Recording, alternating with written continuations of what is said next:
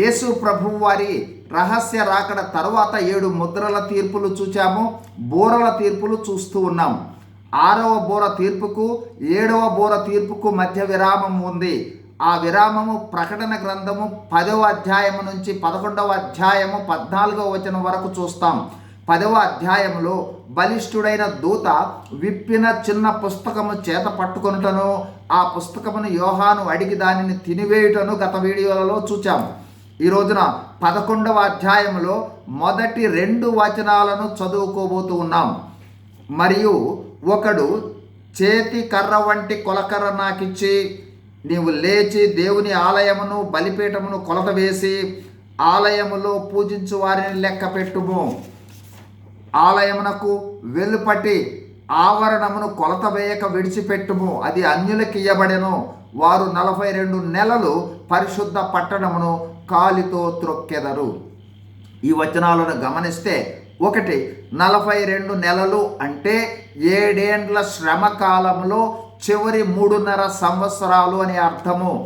అంటే చివరి 3.5 సంవత్సరములు అన్యజనులు యెరూషలేము పట్టణాన్ని కాలితో త్రొక్కుట జరుగుతుంది. అంటే చివరి 3.5 సంవత్సరములు అన్య సైన్యముల చేత యుద్ధములు జరుగుతాయన్నమాట. లూకాసు వార్త 21-24 నెరవేర్పు. 2 ఆలయమును బలిపీఠమును కొలకర్ర ఇచ్చి లెక్క వేయమంటూ ఉన్నాడు. ప్రస్తుతము యెరూషలేములో ఆలయము లేదు. క్రీస్తు శకము 70వ సంవత్సరము టైటస్ దేవాలయాన్ని నేలమట్టం చేశాడు. ఆలయ స్థలంలో మసీదు ఉంది. ఇది ఇప్పుడు ఓమర్ మసీదుగా, డోమ్ ఆఫ్ ద రాక్గా పిలువబడుతూ ఉంది. ప్రస్తుతము ఇశ్రాయేలీయుల ఆధీనములో ఉన్నది మందిర పశ్చిమ గోడ. దీనిని ఏడ్పుల గోడ అంటారు. యోహాను మందిరము కొలవాలంటే యెరూషలేము మందిర నిర్మాణము జరగాలి. ఆ సన్నాహాలు ఇప్పుడు చురుకుగా జరుగుతూ ఉన్నాయి.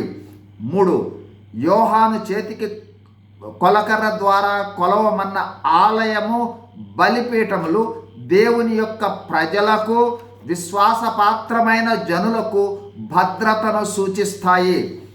కొలవక విడిచిపెట్టమన్న స్థలము చివరి 3.5 సంవత్సరములు చర్చి భరించు హింసాకాలాన్ని సూచిస్తుంది.